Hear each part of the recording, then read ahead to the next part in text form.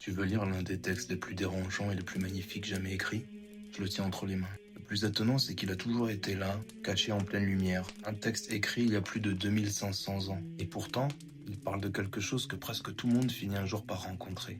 C'est l'histoire d'un homme qui avait tout. Une famille, des amis, la paix, la foi, une vie droite. Le genre d'homme qui faisait de mal à personne. Et puis un jour, le mal entre chez lui. Et en un instant, on lui prend tout. Ses enfants, sa maison, sa santé, sa dignité, tout.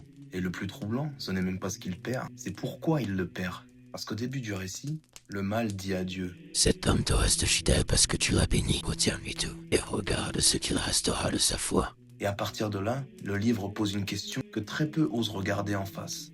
Comment continuer à tenir debout quand tout s'est effondré? Comment continuer à croire quand la souffrance n'a aucun sens? Et c'est pour ça que ce texte traverse les siècles, parce qu'au fond, ce livre ne parle pas seulement de Dieu, il parle aussi de nous, de ce qu'il reste d'un homme quand la vie lui arrache tout. Et le plus fou, c'est que ce petit livre, il se cache ici, dans la Bible.